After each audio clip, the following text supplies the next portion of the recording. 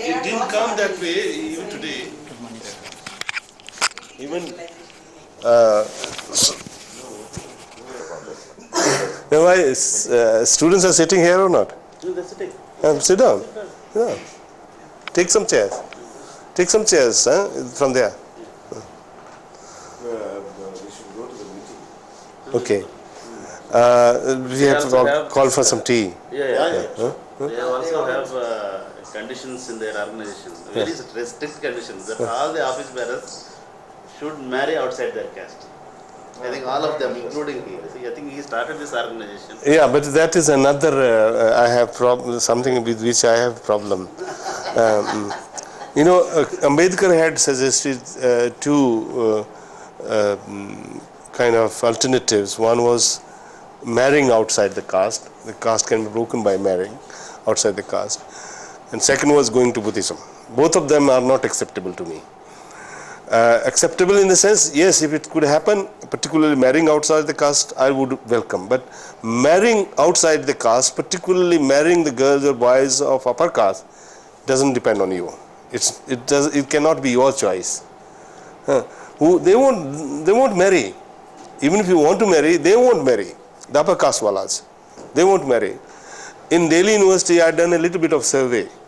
There are about 10-15 cases of intercaste marriages. I mean, Dalits getting married to a non-Dalit of upper caste. And all of them invariably, from the upper caste, they were left people. Only left. I mean, if boy married a Dalit girl, that boy will either belong to this group or that group. I'm not naming SFI or ISAR or something, or the teachers. Either they were the members of this party, left party, or the other party. Nobody else did it. So they wouldn't marry. Even among yourselves you can do it, because there is casteism among the Dalits also. At least in north, this Jata group of Mayawati does not considers scavenging community as untouchable. I don't know whether it is true or no. That is the reason why they formed a separate organization. And they don't marry. If you can do that, at least among Dalits, then it will be some achievement. But with upper caste, this will not succeed. And then thereafter, there are cultural problems. Children don't know, particularly upper caste and Dalit marriages. I have seen children having great problems, cultural crisis. And the families of the upper caste never accept the children of if the spouse or husband is a Dalit. Generally they are cut off. I have seen that also. But anyway, this is happening in the north. I don't know how is it in the south. Same. My solution was that this entire system has to be thrown out to lock, stock and barrel. Then only I have written a novel called Mukti Path, and this talks about Mukti Path, path of liberation. Fictionally, I have shown that this is possible. Real Mukti, the final liberation, can take place when the system is thrown out to lock, stock and barrel. But one of the things, Marx's way of, Marx, I think, would say that if the social system changes, all those things will disappear. Yeah, exactly. You don't target that, you target the ground. Yeah. Then the beliefs, etc., will necessarily change. This will happen. That's the only way out. But there are forces active who deliberately trying not to allow Dalits to think in this way. There are forces who have been trying to portray Ambedkar as anti-Marxist, deliberately. I've seen that at work at JNU, there is a big contingent of Dalit students there. Deliberately, people come and in the evenings after the dinner, there are after dinner talks, and they give this line, and they are militantly against, first they are against the Marxists, they are not against the Brahmins. And this is a deliberate ploy being pursued, and there are forces behind it, and they give a lot of money also for that. So this is an important point that we have to reckon with. someday. That is why I was saying that this Bharti, Kamal Bharti is the only one who understands this.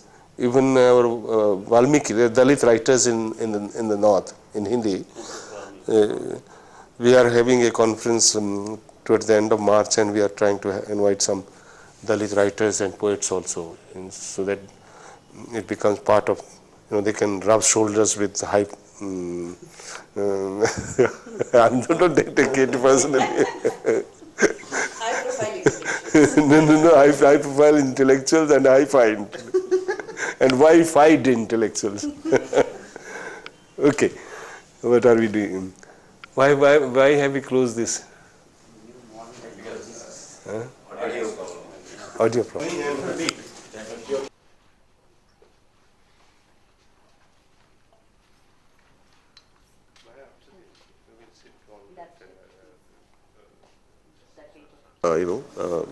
That would benefit from this today's event. So I now invite the three, Mr. Adiyaman of Adi Tamil Peravai, Mr. Please, Mr. Madhivannan and Mr. Ramajayam to the. I've had an occasion to read a few things related to the Adi Tamil Peravai and Mr. Adiyaman's writings, especially, and his speeches which have been published. And I think for those of us who have been interested in questions of identity politics and they know the problems with identities, etc., this is an extremely interesting kind of movement which shows the way in which identity politics is both a historical necessity and how, in spite of being a historical necessity, it does not necessarily take the forms that a kind of negative critique of identity politics always ascribes to them. It's a movement which, led by Mr. Adiyaman, has sustained a kind of program which combines the philosophies, the theories of Periyar, the rationalist sort of leader in Tamil Nadu, Ambedkar, and Marxist sort of thought, and has brought, I think, to identity politics the kind of new sort of profile which is probably not everywhere prevalent. And they have sort of, I think, in terms of publications, in terms of movement activities, activism in Tamil Nadu political situation, both within the larger domain of Tamil Nadu politics as well as within the realm of Dalit politics, have made extremely important interventions, and both in writing and in terms of their campaigning, etc. So we are very privileged to have these three speakers today with us. We will begin the program with the introductory sort of lecture by Mr. Ramajayam, who will be introduced now by Reju George Matthew.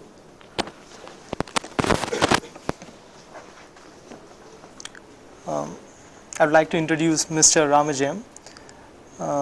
Born in the Dharmaburi district of Tamil Nadu, he did his BSc from Pachepas, Chennai. Afterwards, he finished his MSc. He did his BSc Physics.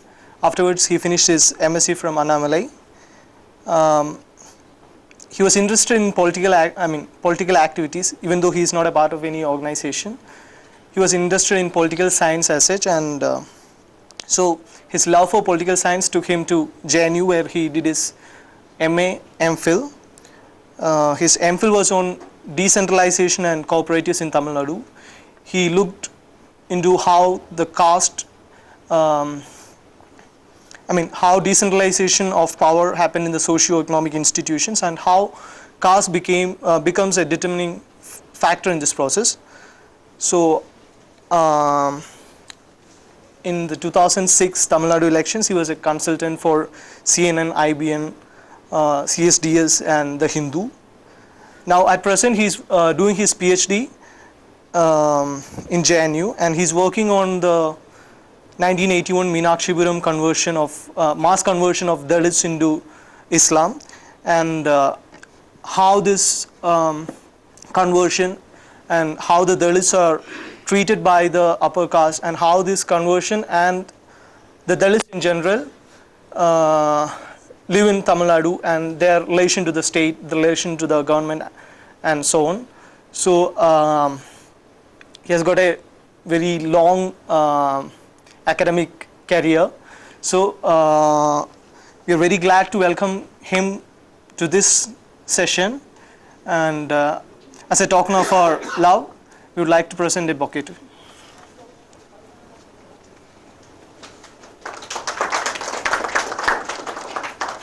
We welcome Mr. Ramjim for his talk. Thanks.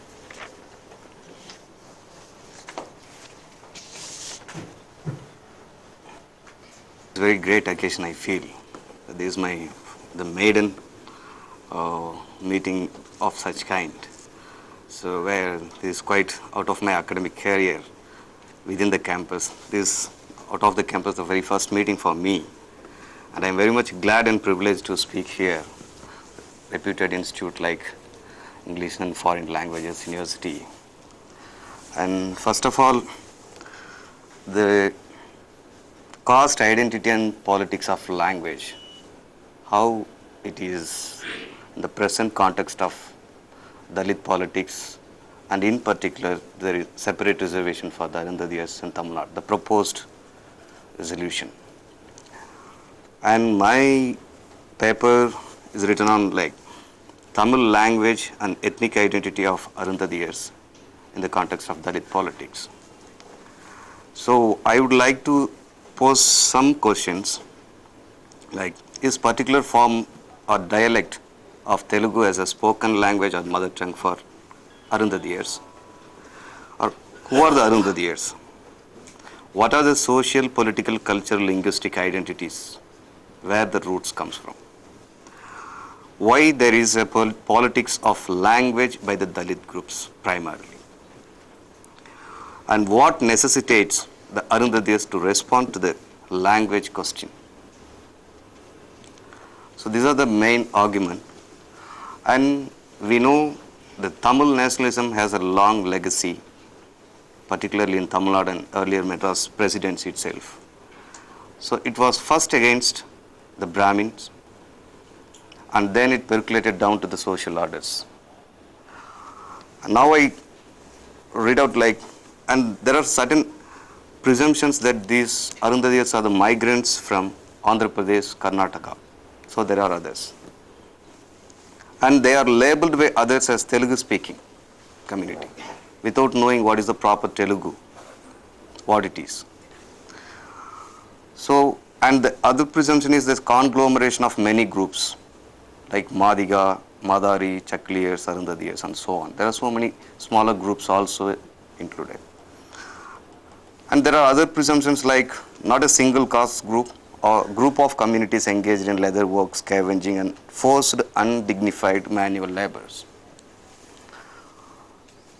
And historically, they have certain evidences that the given primacy and leadership in the dynastic rules of Tamil Nadu, and the entertainment of community and the modern tradition rituals and all, how it engaging within the Tamil culture and the society.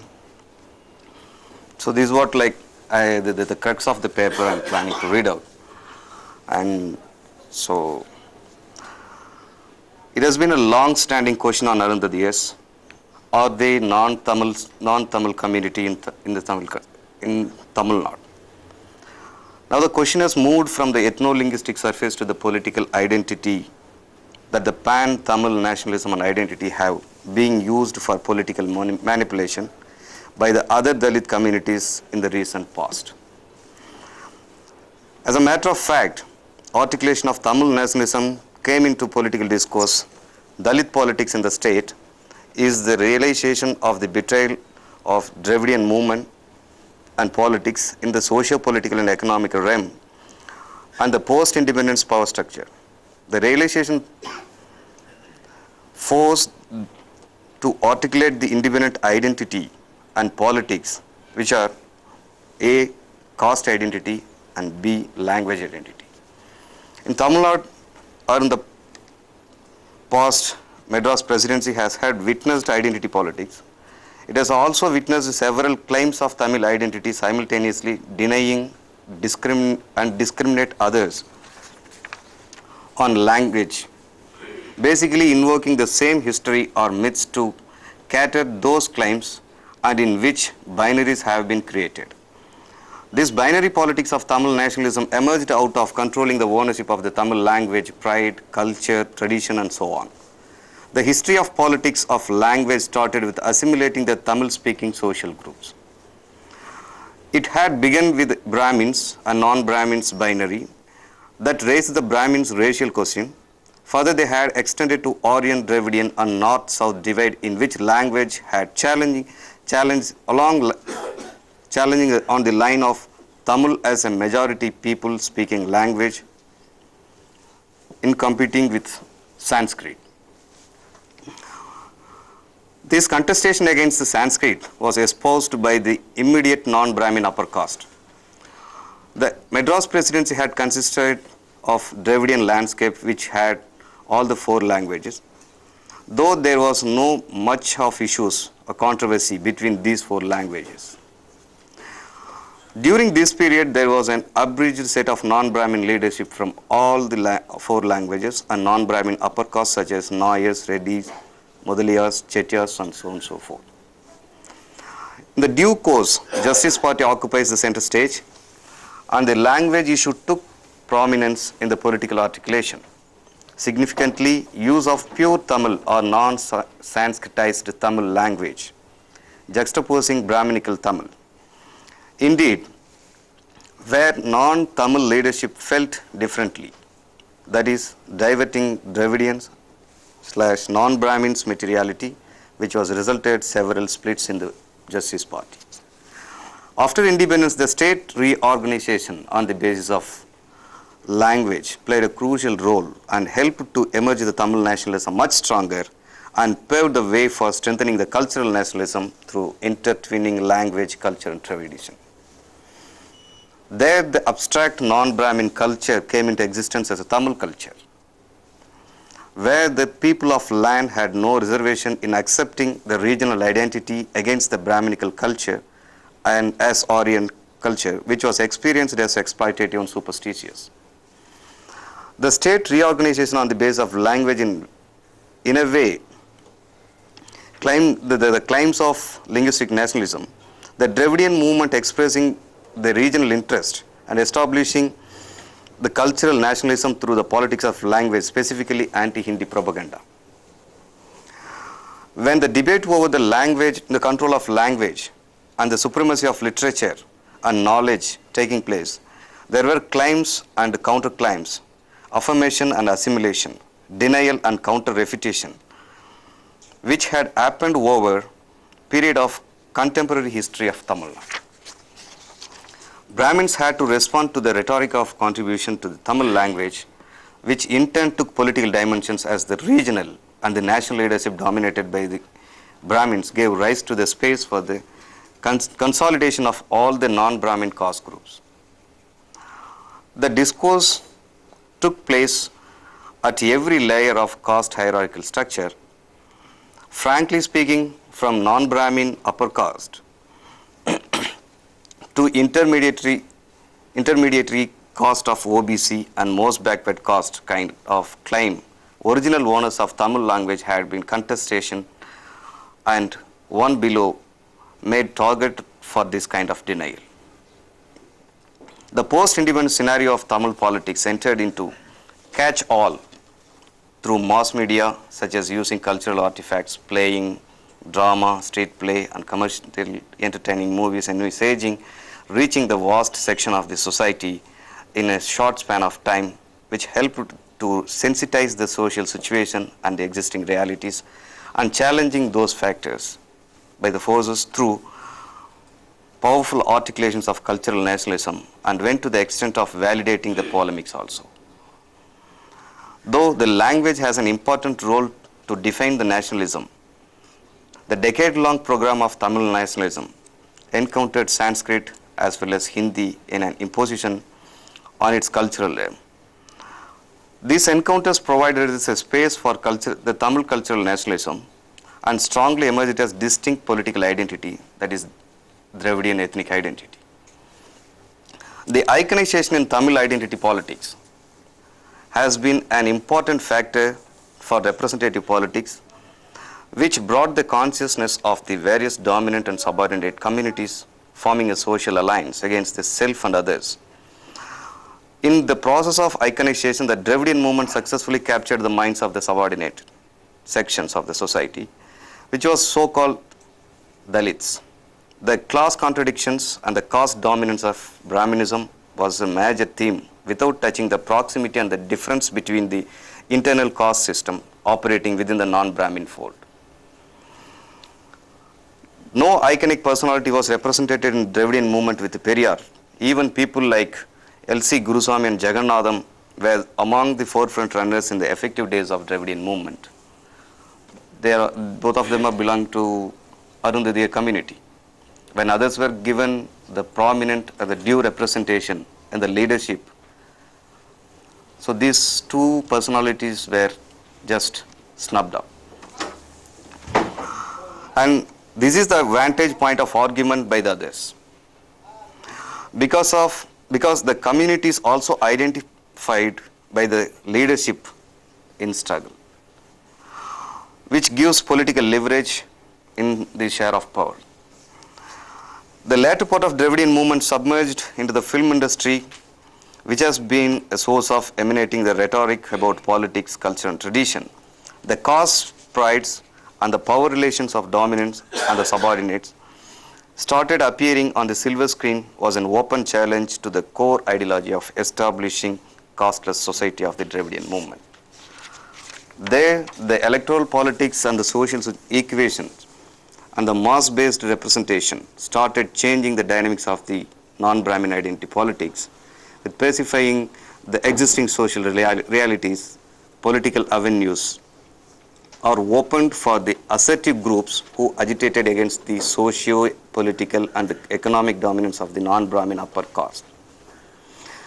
Early 1980s, the beginning of the era of assertion politics of the masses from below in the socio-economic ladder of the Tamil Nadu, where the ruling Dravidian parties alternatively had engaged in negotiation with disadvantaged, discriminated social groups whose votes are vital in the electoral politics, pushing the social reforms down and taking the populist policies as a tool to appease the discriminated social groups, understanding their social needs at the minimum level.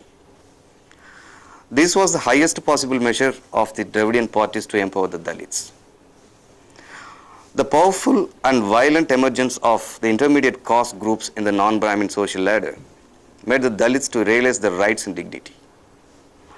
The political representation and the importance given to these intermediate caste groups threatened the democratic political system that claimed over the Tamil identity, and rediscovering our newly found caste icons emerged as a factor for caste formation and consolidation. The portrayed history of certain icons challenged both the dominants and the subordinates. Of course, there might be a resisting force against the dominance of the intermediate caste. There were plethora of caste conflicts, and violences unleashed against the Dalits gave rise to another shift in Tamil identity politics.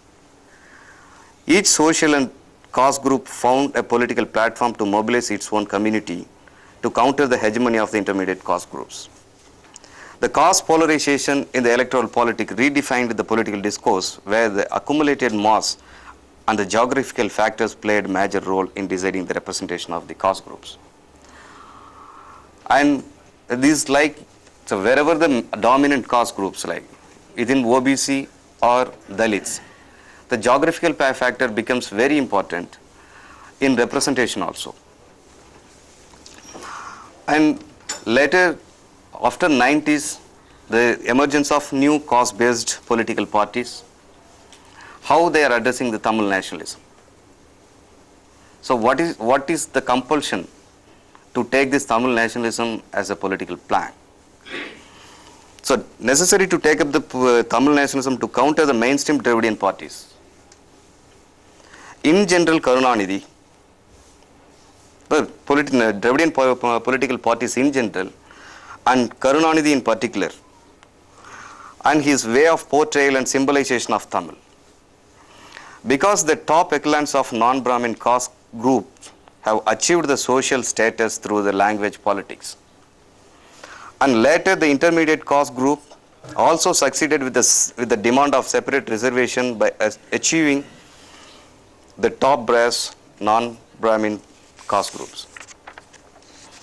The Tamil nationalism has lost its content of fierce argument of olden days, where newly started political parties identifying themselves with Indian nationalism, where the Tamil nationalism of beginning days questioned the concept of the construction of the Indian nationalism in quote. That was the success of Dravidian movement taking the issue of language politics and argument in different levels to acclaim the classical status for that language. For that, they had engaged in certain polemic and provocative debates to dismiss the Brahminical Tamil language through cultural nationalism. The point here is that the Brahmins are not bothered about the language politics. But for the cultural nationalism mobilization based on the caste lines and the binary politics, particularly against their control over superstitious exploitative method of maintaining the social order, being a minuscule minority as the power elites and the service of the colonial power. Now the Tamil nationalism has reached finally to the Dalit groups to claim supremacy over the language and the land. The unique concept of Dalit defines the people, those who are vindicated or discriminated by all the social forces are called as Dalits. But now there is a language question in Tamil Nadu. So far, it never had any regional, linguistic and ethnic character. But the Tamil politics have identified newly the language as a weapon to disarm the most oppressed groups of Tamil community in anxious to retain the monopoly and materiality over the profound mechanism of the distributive social justice. Now the Arunthathiyars are calling for the shots, and this is the only last straw left out for them. Since no social policies have reached or not systematically allowed to reach the community, because there is no strong support base at the political and the bureaucratic level, it feels that it has to stand up for its rights and due representation in the politics and socio-economic development. In that case, first they have to respond to their immediate oppressor and to trace their history, social lineage, power relationship with other caste groups, not because they are grass without roots. Since their deep-rooted identity in the Tamil society and culture somehow categorically missed out to mention in the large subaltern history of Tamil Nadu.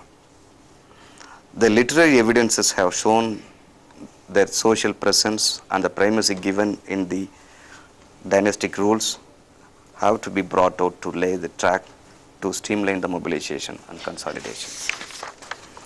Elsewhere I have argued that Dalits have begun to articulate independently and distance from or keeping distance or keeping away themselves from the Dravidian politics. They too follow to turn or replicating the same kind of construction of history of people. Arunthathiyars are targeted by the better off or the certain language fanatics. Thank you.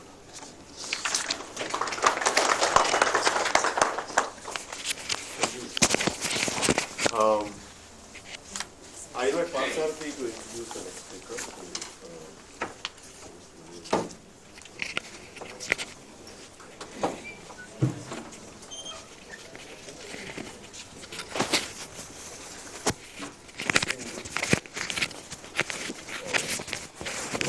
Madhivannan is one of the very important poet and literary critic and activist.